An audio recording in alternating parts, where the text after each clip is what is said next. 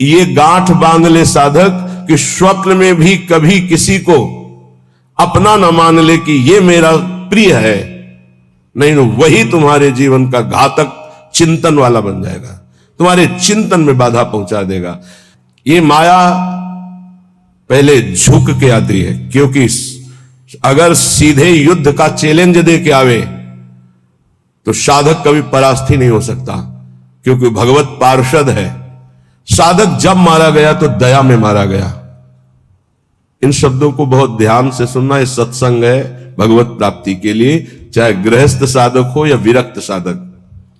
कभी माया ऐसे चैलेंज करके नहीं आती संतों के पास, साधकों के पास, भक्तों के पास, क्योंकि जानती चैलेंज करने पर इनका स्वामी खड़ा हो जाएगा, और स्वामी साथ खड़े तो वो दासी है माया, सामने टिकेगी नहीं, भाग जाएगी। वो बड़ी चतुरता से आती, प्रवीणता से झुक के आती है और झुका के रौंद के जाती है। ये लिख लो कागज में, चाहे दिमाग में लिख लो। झुक के आती है और झुका के रौंद के रुला के फिर उन संतों का अनुभव निकलता है। स्वप्न में भी कभी किसी को अपना ना माने। यहां जीवन में बात लिख लेनी चाहिए, यह अनुभव की बात है। विक्षेप त्रिभुवन में कोई नहीं डाल सकता, विक्षेप वही डाल सकता है जिसको अपना माना है, बस। वो चाहे वस्तु हो, चाहे व्यक्ति हो, चाहे स्थान हो, जिसे अपना मान लोगे वही तुम्हारे भगवत चिंतन में बाधा खड़ी कर सकता है, अन्यथा किसी की ताकत ही नहीं है। और हम अपना कब किसको मानते हैं? जब कोई झुक के रो के आता है तो दया से द्रवित होकर के जे भी उसे स्वीकार करता है तो उसकी दया का दुरुपयोग करके रौंदते रौंदते उसे भगवत विमुख करने की पूरी चेष्टा की जाती है। ये माया है। इसलिए असंगोहम पुरुषः, जिसने ये ब्रह्म सूत्र अपने जीवन में धारण किया, ये हम बहुत चूक की बात बता रहे हैं। दया बिना साधु कसाई, दया करी तो आफत आई। जीवन में ये अनुभव की बात बता रहा हूं। जब कभी चूक हुई है तो दया के कारण हुई है, और जब कभी कोई विघ्न साधना में पड़ता है तो साधु की दया उसे फंसाती है। इसलिए वो दया जो हमारे प्रभु के चिंतन में बाधा पहुंचा दे, कभी नहीं। दया दूर से करनी चाहिए।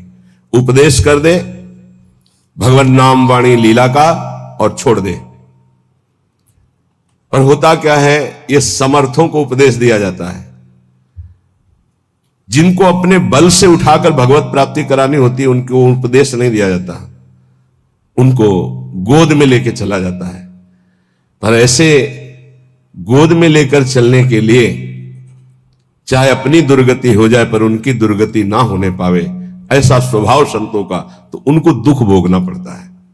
यद्यपि उनकी महानता है पर उनको दुख भोगना पड़ता है। ये संसार उनको रुलाता है, ये संसार उनको पीटता है, ये संसार उनको मारता है, संसार उनके शरीर को नष्ट कर देता है। कितने उदाहरण हैं।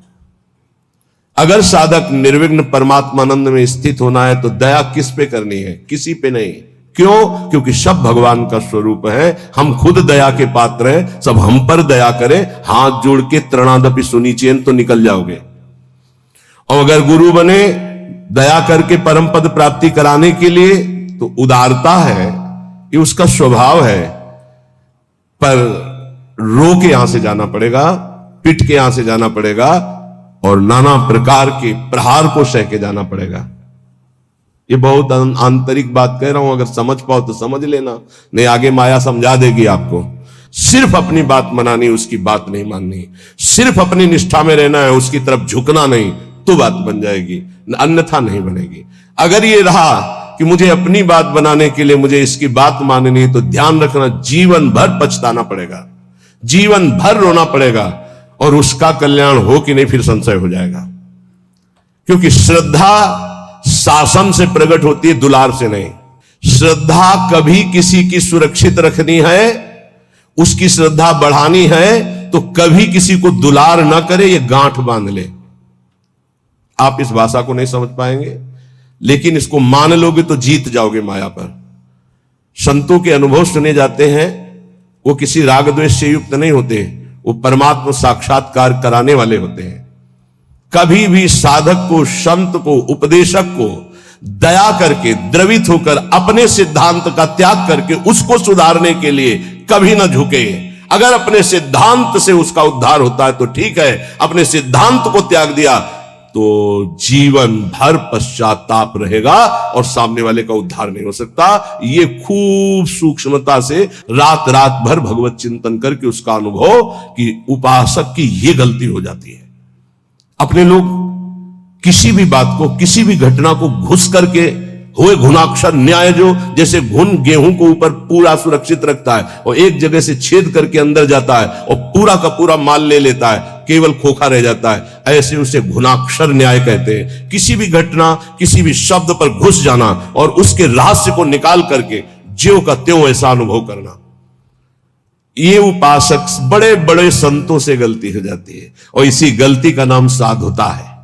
इसी गलती का नाम साधुता है कि वो अपनी गति दुर्गति का ध्यान न रख करके पामर जीवों को परम पद प्रदान करने के लिए नीचे उतर जाते हैं। आओ हमारे सर पर पैर रखो और भगवत प्राप्ति करो।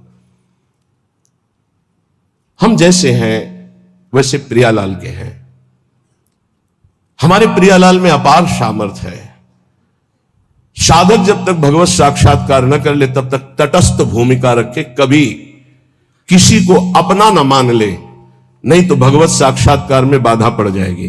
तुम जैसे हो वैसे भगवत साक्षात्कार कर सकते हो। हमारी बात ध्यान रखना। काम है, क्रोध है, लोभ है, चिंता मत करो। ये नारकी गति प्रदान करने वाले शत्रु हैं, पर हम जिनके शरणागत हैं उनके प्रभाव से, जैसे जंगहा लोहा पारस के प्रभाव से सोना बन जाता है, तो पारस भी तो जड़ है। जड़ पारस अपना स्वभाव नहीं छोड़ती तो चैतन्य घन परमात्मा और हमारी स्वामिनी किशोरी जो, वो अपना स्वभाव कैसे छोड़ देंगी? उनका स्वभाव ही है जो उनकी शरण में आ गया उसे निर्मल कर देना, प्रेम प्रदान कर देना। पर अपना कोई एक स्वप्न में भी नहीं होना चाहिए।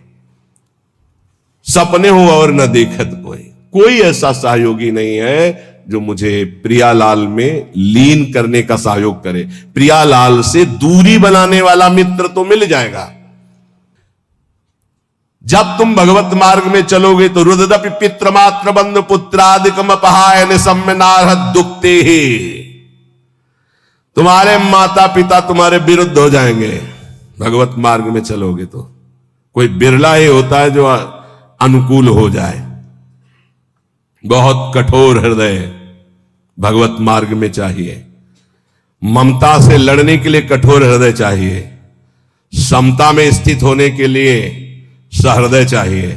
दोनों बात होना है। ये हमारे प्रभु के सद्गुण हैं। कुसुम से भी कोमल और वज्र से भी कठोर, अपने शब्द के लिए कठोर, और ये अपनापन जहां प्रभु में समर्पित हुआ तो सहृदय। इसको समेटो अपनेपन को। रुददपि पित्र मात्र, रुददपि, यदि वो रो रहे हैं या ऐसी युक्तियां पेश कर रहे हैं, उपासक को चाहिए इस जाल में न फंसे। महाप्रभु चैतन्य देव, बड़े बड़े आद्य गुरु भगवान शंकराचार्य, बड़े बड़े महापुरुषों के जीवन चरित्रों में दे पाया गया कि केवल वही घर में थे, केवल वही। लेकिन प्रभु के विधान को मानकर मंगल में संन्यास धर्म का अवलंबन लेकर छोड़। सची माता ने तो यह भी कहा था कि बेटा पानी की तो बात जाने दो, अगर हम मरना चाहें तो कोई जहर देने वाला भी नहीं। विष्णु प्रिया तो अभी नवीन बालिका है और मैं वयोवृद्धा हूं और जानते हो तुम्हारे सिवा कोई है। तो उनका मां श्री कृष्ण मुझे प्रेरित कर रहे हैं, मैं रुक नहीं सकता, आपको अनुमति देना होगा। ऐसे भगवान शंकराचार्य जी ने कहा मां भगवान शंकर प्रेरणा कर रहे हैं, मुझे संन्यास लेना ही होगा। तो उनका बेटा मेरा तो कोई नहीं है, ना कोई और पुत्र है, ना तेरे पिता है, कोई नहीं है और केवल तू ही है। उनका मां बिना अनुमति के संन्यास लिया नहीं जाता और आपकी अनुमति अनिवार्य है, तो क्या आप मुझे अनुमति नहीं देंगी? तो बेटा कैसे दे सकते हो? तो चलो मां गंगा स्नान करने चलते गए। तो वो तो महायोगी थे, मगरमच्छ प्रकट कर दिया। बोले मां मुझे मगरमच्छ खा रहा है। अरे बोले बेटा मैं वृद्धा हूं, कैसे बचा सकती हूँ? बोले संन्यास की अनुमति देके कह दो संन्यास। बोले बेटा मगरमच्छ से तो अच्छा है तुम जिंदा रहो, संन्यास ले लो। अनुमति हो गई, मगरमच्छ चलता ध्यान हो गया। तो उनका बेटा अंतिम संस्कार करने वाले तो तुम ही हो। तो उनका मां वचन देता हूं कहीं भी होऊंगा और सुनूंगा कि मां का शरीर पूरा हो रहा है तो अंतिम संस्कार मैं करूंगा आकर के दंड रख करके शिष्य को दे करके भगवान शंकराचार्य ने मां का संस्कार किया। रुददपि पित्र मात्र बंधु पुत्रादिकम अपहाय निशम्य नारहदुक्तिये। कोई युक्ति तुम्हें भगवान मार्ग से विमुख न कर पावे। बड़े प्रलोभन, बड़े भय, कमर कस के चलना इस मार्ग में। श्रीपाद कह रहे हैं हृदय परम कठोरताम दधानो द्रुत मवलोकय कृष्ण केलि कुंजम। हृदय परम कठोरताम, इस मार्ग में चलने वाले को हृदय को बहुत कठोर रखना पड़ता है, और कठोर ऐसा जैसे नारियल, अंदर एकदम कोमल, बाहर एकदम कठोर। बाहर नारियल जैसा रहे ना, नारियल का देखते हो जटा, फिर कठोरता उसकी खप्पर की, और अंदर देखो बड़ा मुलायम मीठी गरी। ऐसे संत होते हैं, हृदय से एकदम कोमल, बाहर से एकदम कठोर, उनको जल्दी कोई पहचान नहीं सकता। हृदय परम कठोरताम दधानो द्रुत मवलोकय कृष्ण केलि कुंजम।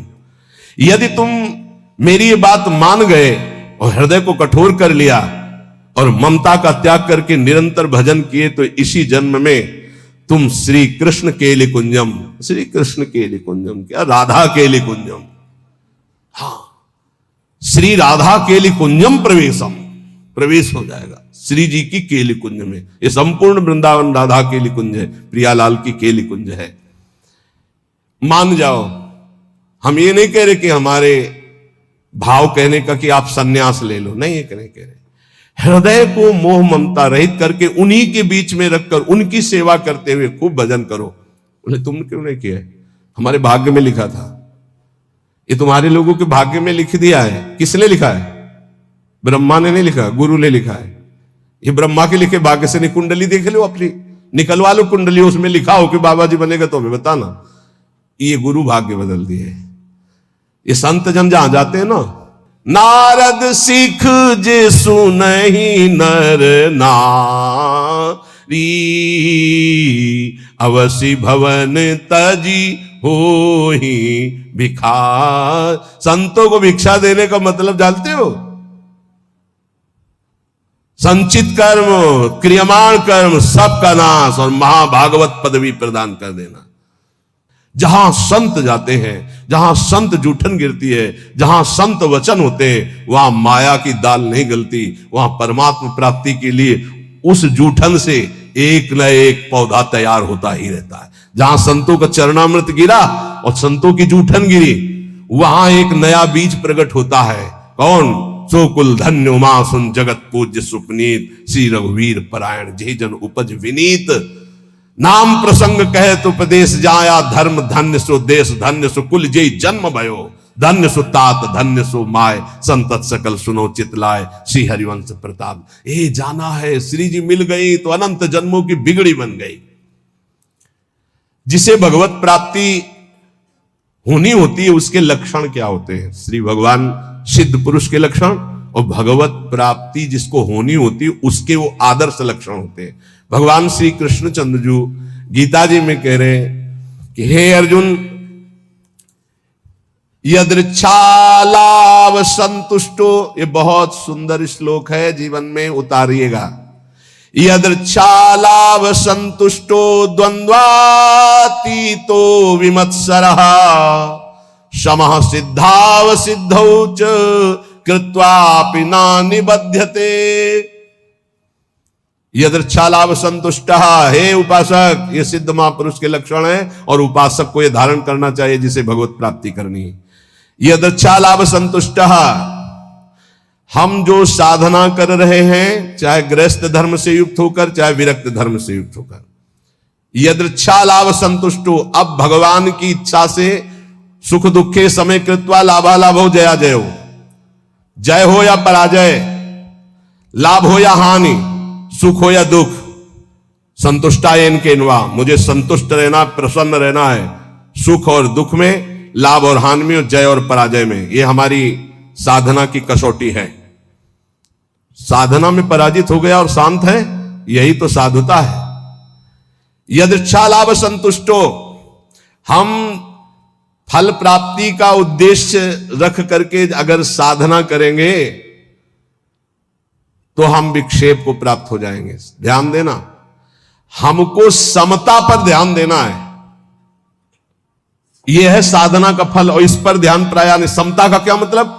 हार और जीत में समान, लाभ और हानि में समान, सुख और दुख में समान। ये भगवान के वचन है। सुख दुखे समय कृत्वा लाभा लाभो जयाज। चित्त विक्षेप में या आनंद में समान, परिस्थिति बिगड़ी हुई या सही समान, कोई साथ दे रहा है या नहीं समान, साधना का फल मिल रहा है या नहीं समान। अरे 20 साल हो गए अभी वही काम करो तो लोग समान वृत्ति, विक्षेप नहीं, शांत।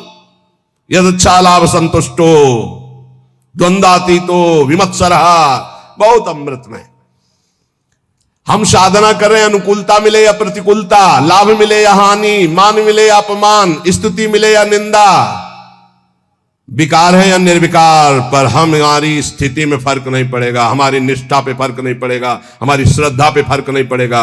यदि अच्छा लाभ संतुष्ट हो, पकड़ो पकड़ो इस बात को, अभी आनंदित रहोगे। हमें मतलब है नहीं अपने हृदय से। क्यों नहीं मतलब है? हमने दे दिया ना प्रभु को। बोले हमारा मन शांत नहीं, तो तुमने दिया क्या? यार किस तरह झूठे दानी हो। शरणागति तो यही से होती। तनुवांग मनोभिरमलई सोहम तयुवाश्रिता, शरीर मन वाणी कर्म प्राण सब कुछ प्रभु को समर्पित, मैं सहित। अब हमारा क्या? ये तो हरि का है, प्रियाजू का है। फिर सुन लो, योगी सांगोपांग साधना करता है, साधना में कायरता नहीं है, लेकिन फल में अनुकूलता हो या प्रतिकूलता, लाभ मिले या हानि, मान मिले या अपमान, स्तुति हो या निंदा, जो कुछ भी हो उस समय अंतःकरण में सम रहना, यह साधना की उत्तम अवस्था है। असंतोष पैदा ना होने पावे। ये तो हुई विरक्त साधक या भगवत भक्त की। अगर गृहस्थ में है तो जैसे उत्तम व्यापार करता है, व्यापार में घाटा हो जाए या लाभ हो जाए तो भूले नहीं, घाटा हो जाए तो प्रभु को भूले नहीं, समान भाव। फिर हम प्रयास करेंगे। अंतःकरण बिगड़ना नहीं चाहिए, श्रद्धा नहीं बिगड़नी चाहिए। हर एक परिस्थिति में तुम्हारा अंतःकरण अपनी आराधना में लगा रहना चाहिए, तो उसके हृदय में जो फल होगा उसका नाम होगा समता, जो भगवत प्राप्ति का स्वरूप है। ऐसा नहीं कि लाभ का और हानि का उसे ज्ञान नहीं होता, होता है, पर उसको दुख नहीं होता। किसको? जो भगवत आश्रित भजन करने वाला होता है। लाभ होने पर अभिमान नहीं होगा, हानि होने पर दुख नहीं होगी, जय होने पर फूलेगा नहीं, पराजय होने पर निराश नहीं होगा। परिणाम में सुखी दुखी ना होना यह साधक का लक्षण है। परिणाम में सुखी दुखी होना यह संसारी पुरुष का लक्षण है। साधक का अंतःकरण अनुकूलता प्रतिकूलता के असर से ऊपर होता है। संसारी पुरुष का हृदय अनुकूलता पे हर्षित होता है, प्रतिकूलता पे रोता है, शोकित होता है। तुम संसारी पुरुष नहीं हो, घबराना नहीं, क्योंकि तुम साधक हो, भगवान के शरणागत हो। अंतःकरण में तुम्हारे ऊपर कोई प्रभाव नहीं पड़ना चाहिए अनुकूलता या प्रतिकूलता का। ये कब? जब पापाचरण नहीं होंगे तब। पापाचरण होंगे तो केवल बातें सुनोगे, इसका प्रभाव पड़ेगा। यदृच्छा लाभ संतुष्टा, जैसे प्रभु तुम्हें रख रहे, जोई जोई प्यारो करे सोई मोई भावे। देख लो, प्यारे हराना चाहते तो हम जीतना क्यों चाहें? हम राजी है। प्यारे दुख में रखना चाहते तो हम सुखी क्यों होना चाहें? हमें दुख वो सुख से भी बढ़कर है जो हमारे प्यारे हैं। बने तो रघुबरते बने, वो बिगड़े तो भरपूर। हम उस बिगड़ने पर भी सुखी हैं, क्योंकि प्रभु के विधान से हो रहा, मैंने थोड़ी सोचा है। यदिच्छा लाभ संतुष्टा, पहला बैठा लो, किसी भी स्थिति में विचलित नहीं होना। किसी भी स्थिति में नहीं, ऐसा नहीं होता। लाभ हो या हानि हो, अनुकूलता हो या प्रतिकूलता हो, मान हो या अपमान हो, निंदा हो या स्थिति हो, समान भाव रख के तब माना जाएगा इष्ट प्रेम या गुरु प्रेम। जोई जोई प्यारो करे सोई मोई भावे। ये कोई सरल भाव नहीं है। प्यारे ने कैंसर दे दिया भावे, गाओ जोई जोई प्यारो करे सोई मोई भावे। अनुकूलता में तो सब गाते जोई जोई प्यारो करे सोई मोई, प्रतिकूलता में गाओ जोई जोई प्यारो करे सोई मोई भावे।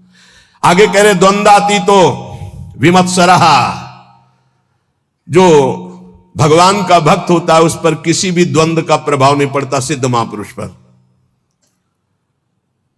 पूज्यपाद श्री उड़िया बाबा जी महाराज, प्रभुदत्त ब्रह्मचारी जी ने बहुत बड़ा संत संगोष्ठी रखी थी, जिसमें हरि बाबा और उड़िया बाबा भी पधारे थे। तो उस समय एक सन्यासी महान जो भारत में यश प्राप्त किए हुए थे, उनके गुरुजन। सिद्ध महापुरुषों की स्वाभाविक यश कीर्ति होती रहती है, तो उससे जो भगवत तत्व के ज्ञान होना और भगवत तत्व का बोध होना, इसमें अंतर होता है। तो भगवत तत्व के ज्ञानी थे वो, पर भगवत तत्व बोध संपन्न महापुरुष तो उड़िया बाबा थे। उन्होंने बस समस्या इतनी थी कि हरि बाबा जब घंटा बजाते थे तो सबसे पहले ओ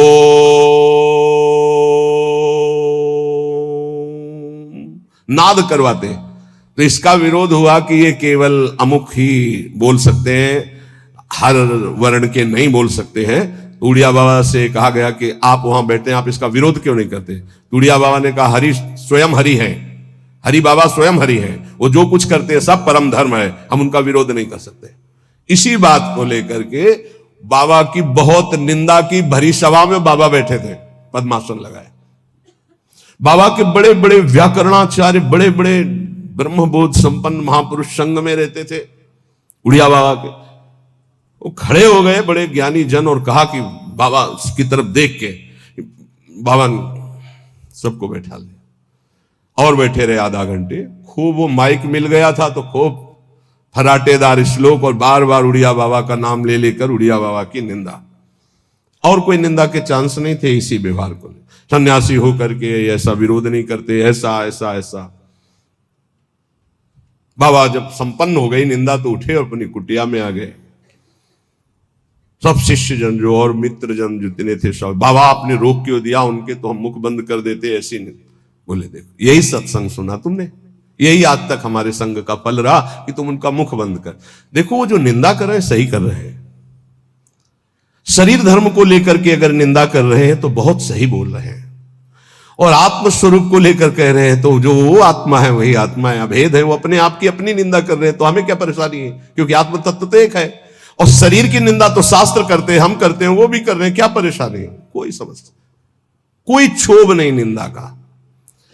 द्वंद्वातीत तो ये तो सिद्ध पुरुष के लक्षण होते, साधक को ऐसा ही होना चाहिए।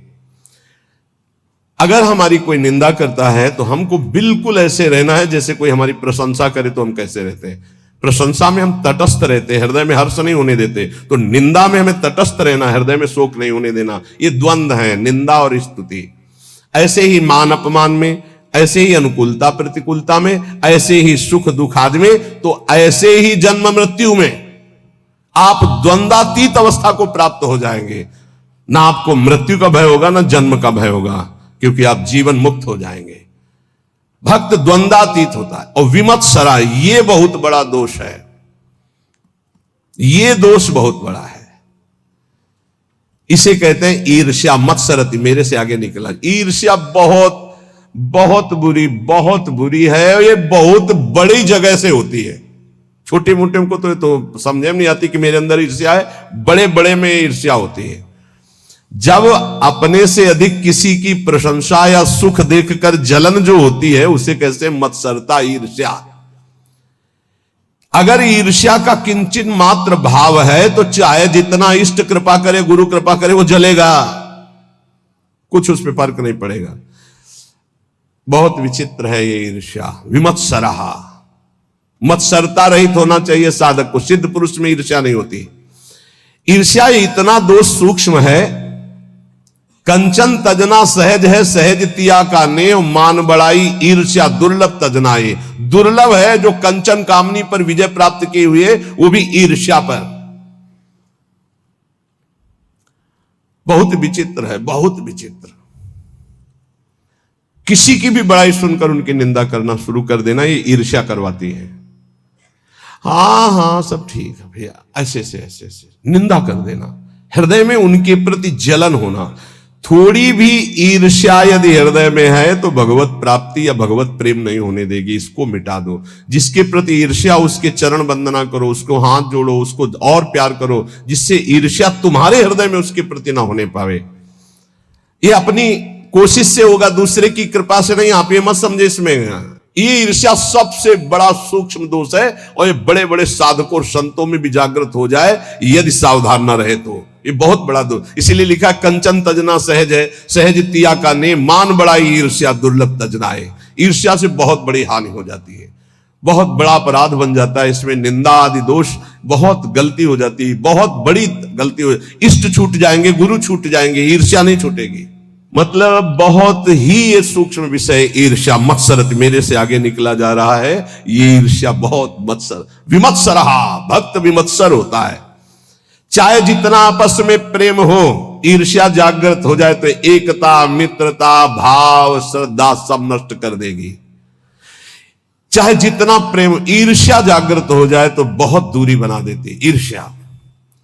वैर और भिन्नता ये पैदा करना इसका काम है। भिन्नता, दूरी बना देना और दुश्मनी पैदा कर देना, ये ईर्ष्या का काम है।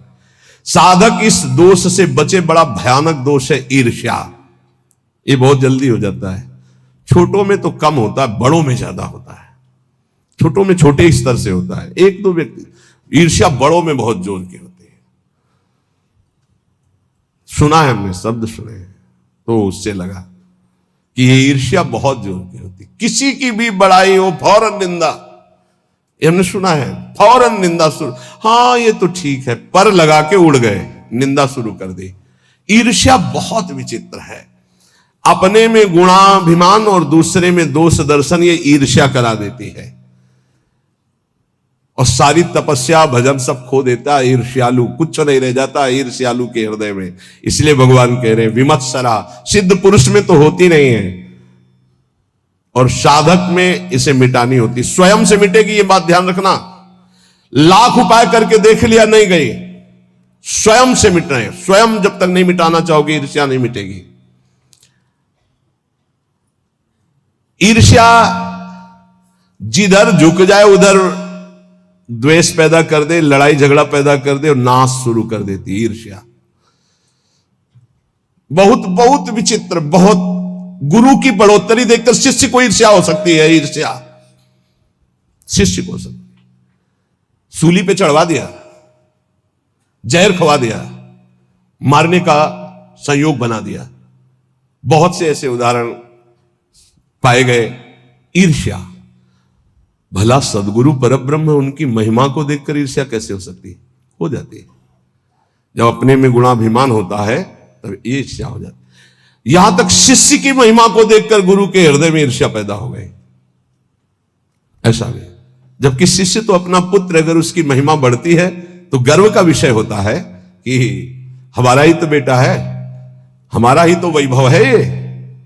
पर ऐसा नहीं। जहर खिलाने की चेष्टा की गई शिष्य को। वो चरित्र में, रामानुजाचार्य जी के चरित्र में पढ़ के देख लीजिए। ईर्ष्या बड़े स्तर में प्रकट हो जाती है।